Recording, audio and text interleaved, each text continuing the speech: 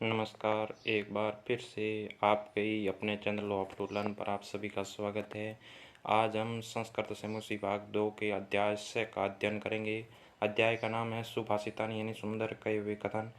प्रस्तुतो एवं पाठ है। प्रस्तुत यह पाठ विविध ग्रंथानां संकलितानां 10 सुभाषितानां संग्रह अस्ति यानी अनेक विविध ग्रंथानां यानी अनेक ग्रंथों के संकलितानां में संकलित 10 सुभाषितानां में 10 स्वयं सुंदर कहे हुए कथनों का संग्रह वर्तते हैं। संग्रह है संस्कृत साहित्य सार्वभौमिक सत्यम प्रकाशितुम अर्थ गांभीर्य तो पद्मयी प्रेरणात्मका रचना सुभाषितम इति कथ्यते। संस्कृत साहित्य में सार्वभौमिक सत्य को प्रकाशित करने के लिए और अर्थ की गंभीरता को बताने के लिए पद्मयी जो रचना होती है, प्रेरणा देने वाली रचना ही सुभाषित कही जाती है। अयम पाठंश परिश्रम से महत्व। अयम इन यह है पाठंश यानी पाठ का अंश। परिश्रम से महत्व, परिश्रम का महत्व। क्रोध से दुष्प्रभाव, क्रोध का दुष्प्रभाव। सामाजिक महत्व, सामाजिक महत्व। सर्वेषां वस्तुनाम उपादेयता, सभी वस्तुओं की उपादेयता। बुद्धि वैशिष्ट्यम और बुद्धि की विशेषता इत्यादि आदि विषयान विषयों को प्रकाशित करता है।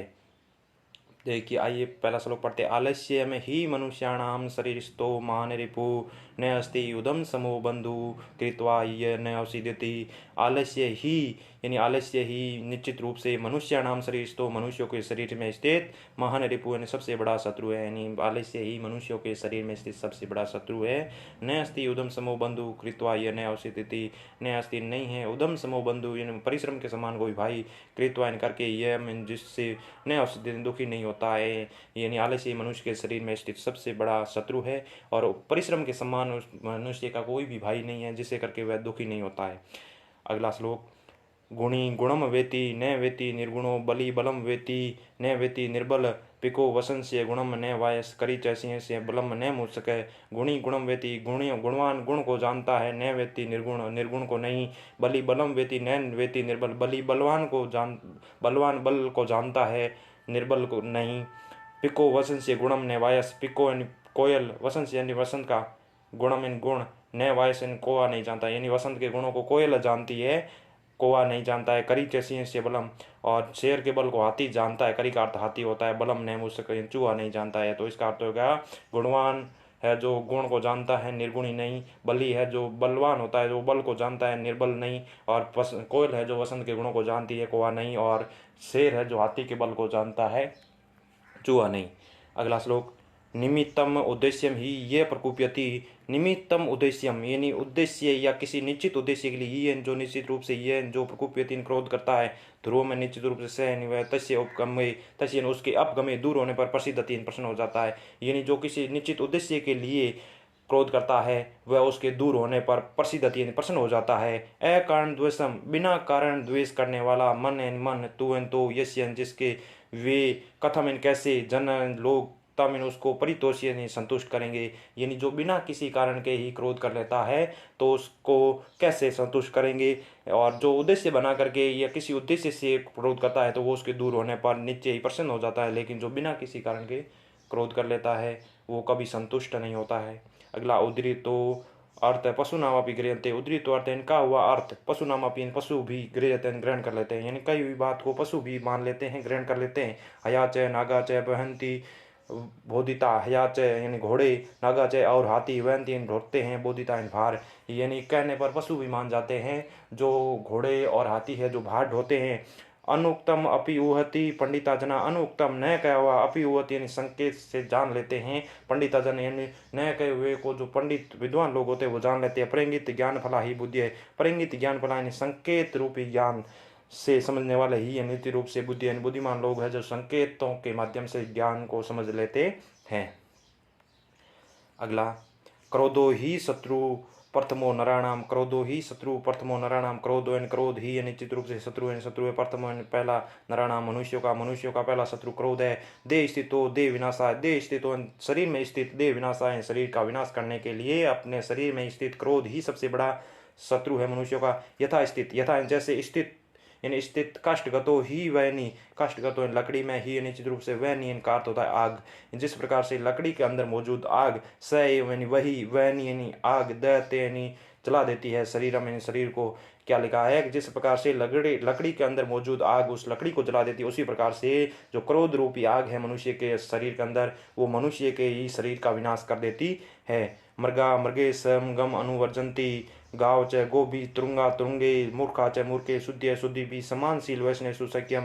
मृगा मृगे यानी हिरण हिरणों के साथ, संगम अनुवर्जती यानी रहते हैं, संग के साथ रहते हैं। गाव च गोभी गायें गायों के साथ, तुरुंगा तुरुंगे घोड़े घोड़ों के साथ, मूर्खा मूर्खे मूर्ख मूर्खों के साथ, शुद्ध शुद्धि भी पंडित पंडितों के साथ, विद्वान विद्वानों के साथ, सम्मानशील वैष्णव समान गुण और आदत वालों में हमेशा मित्रता आपसी मित्रता होती है। यानी हिरण हिरणों के साथ रहते हैं, गाय गायों के साथ रहती है, घोड़े घोड़ों के साथ रहते हैं, मूर्ख मूर्खों के साथ रहते हैं, पंडित पंडितों के साथ रहते हैं। इस प्रकार सम्मान गुण वाले और आदत वालों की आपसी मित्रता होती है। अगला, सेवितव्यो महावृक्ष फलसाया समन्वित। सेवितों ने सेवा करनी चाहिए महावृक्ष यानी बड़े वृक्ष की, महावृक्ष की। फलसाया समन्वित यानी फल और साया समान रूप से देने वाले महावृक्ष की सेवा करनी चाहिए। यदि जो फल और साया को समन्वित रूप से देता है उस वृक्ष की सेवा करनी चाहिए। यदि देवात यानी भाग्य से फलम नास्ति, फल नहीं है तो साया क्या निवारित, यानी साया देने से कोई रोक नहीं देता। यदि किसी भाग्य से पेड़ पर फल नहीं आता है तो साया देने से उसे कोई नहीं रोक सकता है। अमंत्रम अक्षरम नास्ति न अस्ति मूलनम अनौषधम, अयोग्य पुरुषम नास्ति योजक तत्र दुर्लभम। अमंत्रम अक्षर यानी बिना विचार सार विचारहीन अक्षर नास्ति, न अक्षर नहीं, कोई भी शब्द ऐसा नहीं है, कोई भी अक्षर ऐसा नहीं है जिसका कुछ न कुछ अर्थ न निकलता हो। न अस्ति मूलम औषधम यानी बिना जड़ की कोई दवाई नहीं है। अयोग्य पुरुष न अस्ति और अयोग्य कोई पुरुष ही नहीं है। योजक यानी जोड़ने वाला, तत्र वहाँ दुर्लभ यानी उनको जोड़ने वाला या उनको समझने वाला, दुर्लभ है कठिनाई से मिलने वाला।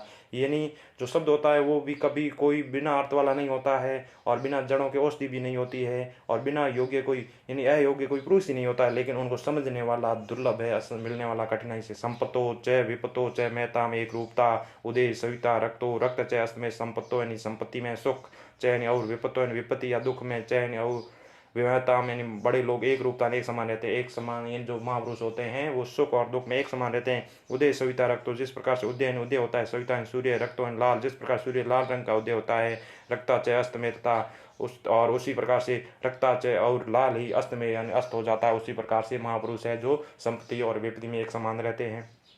अगला, विचित्रे खलु संसारे न अस्ति किंचित निरर्थकम, अस्वचय धावने वीर पारस्य वैने खर। विचित्र विचित्र, खलु निश्चित रूप से संसार में न अस्ति नहीं है, किंचित कुछ भी, निरर्थकम निरर्थक नहीं, इस विचित्र संसार में कुछ भी निरर्थक नहीं है। अस्वचय धावने वीर, अश्व घोड़ा, चय और ए दिन यह धावने दौड़ने में, वीर यानी वीर होता है यानी घोड़ा है जो दौड़ने में वीर होता है। भारस्य वैने खर, भारस्य भार को, वैने ढोने में, खर गदा। यानी संसार में निश्चित रूप से कोई भी है जो निरर्थक नहीं है, सब कुछ उपयोगी है। जिस प्रकार से घोड़ा दौड़ने में वीर है उसी प्रकार से गद्दा है जो भार ढोने में वीर है। इस प्रकार से इस पाठ की ये श्लोक पूरे हुए। अब आगे देखेंगे अभ्यास कार्य। पहला प्रश्न है, एक पदेन उत्तर लिखत, एक पद में उत्तर देना है। मनुष्य नाम महान रिपु क, मनुष्यों का मान शत्रु कौन है, तो उसका उत्तर हो जाएगा आलस्य। दूसरा, गुणिम किम वेति, गुणी किसको जानता है, गुणी गुणम वेति, गुण को जानता है, गुणवान होता है जो गुण को जानता है। अगला, केसाम संपत्तो च विपत्तो च मेहताम एक रूपता, किन की जो कौन है जो संपत्ति और विपत्ति में एक समान रहते हैं, मेहताम बड़े लोग। और पशु नाम अपी कीदर्श ग्रह ते, पशु भी किस प्रकार ग्रहण कर लेते हैं। उदृत अर्थ यानी कया हुआ अर्थ पशु भी ग्रहण कर लेते हैं। उदय समय अस्त समय च रक्त भवती, यानी उदय होने और अस्त होने के समय कौन लाल होता है, सविता सूर्य। दूसरा प्रश्न पूछा, अधोलिखित नाम प्रश्नाम उत्तराणी संस्कृत भाषा लिखत, नीचे लिखे जो उत्तर है इनके संस्कृत भाषा में। कैन समय बंधु न अस्ति, किसके समान भाई नहीं है, तो उद्मैन समय बंधु न अस्ति, परिश्रम के समान कोई भाई नहीं है। वसंत गुणम क जानाति, वसंत के गुणों को कौन जानता है, वसंत गुणम पिक जानाती, वसंत के गुणों को कोयल जानती है। बुद्धि की दर्श्य भवंती, बुद्धिमान लोग किस प्रकार होते हैं। परिंगित ज्ञान फला भवंती, यानी परिंगित ज्ञान फला यानी संकेतों के माध्यम से ज्ञान को समझने वाले बुद्धिमान लोग होते हैं। नराणाम प्रथम शत्रु क, नराणाम यानी मनुष्य का प्रथम शत्रु कौन, नराणाम प्रथम शत्रु क्रोध, यानी मनुष्य का प्रथम शत्रु क्रोध है। शुद्ध संख्या कैंस भवती, यानी सज्जनों की या पंडित लोगों की मित्रता किसके साथ होती है। शुद्ध संख्यम शुद्धि विषय होती है, यानी शुद्ध जो पंडित होते हैं उनकी जो मित्रता है वो पंडितों के साथ होती है। अगला, अस्माभि कीदृश वृक्ष सेवित्य, अस्माभि हमारे द्वारा किस प्रकार के वृक्ष की सेवा की जानी चाहिए। अस्माभि फल छाया समन्वित वृक्ष सेवित्य, फल छाया समन्वित यानी फल और समान छाया समान रूप से देने वाले वृक्ष की सेवा करनी चाहिए। अब तीसरा प्रश्न पूछा, अधोलिखिते अन्वय द्वे रिक्त स्थान पूर्ति कृत, यानी नीचे लिखे और जो प्रश्न है इसमें अन्वय दिया गया श्लोक, इसमें रिक्त स्थानों की पूर्ति करनी है। तो हो जाएगा इसमें यह निमित्तम हो जाए, खाली स्थान में उद्देश्यम प्रकोप्यति तस्यापगमे ध्रुवम प्रसिद्धति यस्य मन अकारण द्वेषमस्ति जनतम कथम परितोष्यति, यानी जो किसी निश्चित उद्देश्य के लिए क्रोध करता है वह उसको दूर हो जाने पर निश्चित रूप प्रसन्न हो जाता है, लेकिन जो बिना कारण ही क्रोध करता है वो कभी संतुष्ट नहीं होता। अगला है, विचित्रे खलु संसारे, यानी खाली स्थान में आ जाएगा विचित्रे खलु संसारे किंचित निरर्थक, संसार में कुछ भी निरर्थक नहीं। असोचयित धावने वीर, घोड़ा दौड़ने में तेज है लेकिन भारस्य वहने खर, और जो गधा है वो भार ढोने में काम आता है। चौथा प्रश्न, अधोलिखिता नाम वाक्या नाम करते समान अर्थक अंक समान अर्थकान श्लोकांशान पाठांचित वाले का, नीचे लिखे जो वाक्य उनके जो समान श्लोक आए हैं उनका जो अर्थ होता है वो श्लोकों में से वो पंक्तियां लिखनी जिनका अर्थ भी ये होता है। तो लिखा है पहला, विद्वान ऐसा एव भवती यह अनुक्तम अपि तथ्यम जनाति, विद्वान वह होता है जो बिना कही हुई बात को जान लेता है। तो अनुक्तम अपि उपयुक्ते पंडितों जन, ये लाइन आई है श्लोक में। अगला, मनुष्य सम स्वभाव जन से मित्रता करोति, मनुष्य अपने समान भाव के साथ मित्रता करता है, समान गुणों वालों के साथ। तो समानशील वैष्णेषु, ये लाइन आई, समानशील वैष्णेषु सख्यम, यानी समान गुणों वालों के साथ मित्रता होती है। परिश्रमम कुर्वाण नर कदापि दुखी न भवति, परिश्रम को करके मनुष्य कभी दुखी नहीं होता। न अस्ति उदम समबंधु ये कृत्वा न सिद्धति, परिश्रम को करके मनुष्य कभी दुखी नहीं होता है। महंत जना सर्वदा एव सम प्रकृति भवन्ति, मान लोग हमेशा समान प्रकृति के होते हैं। संपतो च विपतो च मेहता में एक रूपता। अगला, यथा निर्देशम परिवर्तनम विधाय वाक्यानि रचयत, नीचे लिखे हुए जो नीचे लिखे परिवर्तनम विधाय जैसा कहा गया वैसा करना। गुणी गुणम वैति, इसको बहुवचन में परिवर्तन करना है तो इसका हो जाएगा गुणी गुणान वैति, गुणी गुणान वैति। अगला, पशु उदृतम अर्थम ग्रहते, इसको क्रमवाच्य में करना है तो हो जाएगा पशुना उदृतम अर्थम ग्रहते, पशुना उदृतम अर्थम ग्रहते। अगला, मृगा मृगे से अनुवर्जंती, एक वचन करना है तो मृग एक वचन में हो जाएगा मृग मृगेण से अनुवर्जंती। अगला, कसाया निवार्यति, क्रमवाच्य में करना है तो इसका हो जाएगा कैन साया निवार्यते, क्या हो जाएगा कैन साया निवार्यते। अगला, तेन एव निना शरीरम दयते, कर्तृवाच्य में करना है तो एस एव अग्नि शरीर दहति। अगला, छठा, संधि विषेद कृत, तो न अस्ति उदम सम, इसका संधि हो जाएगी न अस्त्युद्दम सम। अगला, तस्य धन अपगमे, तो इसकी संधि विच्छेद हो जाएगा तस्य और अपगमे। और अगला, अनुक्तम अपि उहति, तो इसका संधि विच्छेद हो जाएगा, संधि हो जाएगी अनुपक्तम अपि उहति। और अगला, गाव च लिखा तो इसका संधि विच्छेद हो जाएगा गावह और च, गाव प्लस च।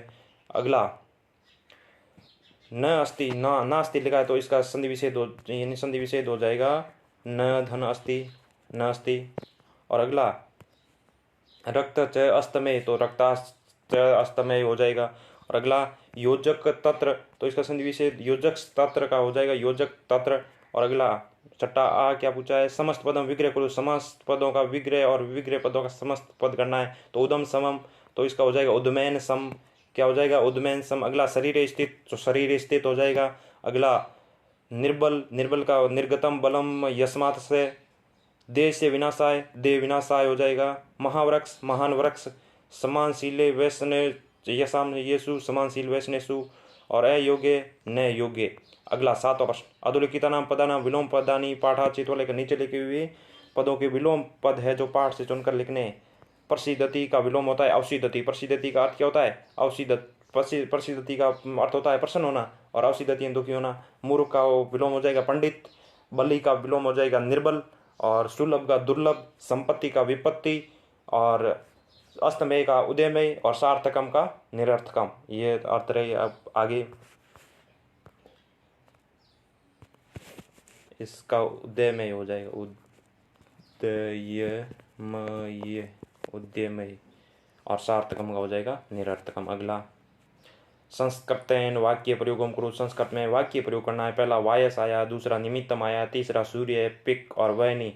तो पहला वायस का अर्थ होता है कोआ, और तो कोआ वायस कृष्ण वर्ण भवती, यानी कोआ है जो काले रंग का होता है, वायस कृष्ण वर्ण भवती। अब दूसरा निमित्त आया, तो निमित्त का अर्थ होता है कारण। निमित्त का अर्थ क्या होता है? कारण। तो इसका वाक्य त्वं किम निमित्त दृष्ट्वा अत्र तिष्ठति, तुम क्या उद्देश्य ले देख करके यहाँ बैठे हो। तीसरा आया था सविता, सूर्य, सूर्य का सूर्य पूर्व दिशायाम उद्यति, सूर्य पूर्व दिशा में उदय होता है। कोयल, पिक आया था, पिक मधुरम कूजती, आग, आग पुत्र सुदीप्त वहनी प्रज्वलति, वहनी आया था और वहनी का अर्थ होता है आग। इस प्रकार से इस पाठ के आपके प्रश्न पूरे। धन्यवाद इस वीडियो को देखने के लिए। बने रहिए अपने चैनल के साथ। Thank you.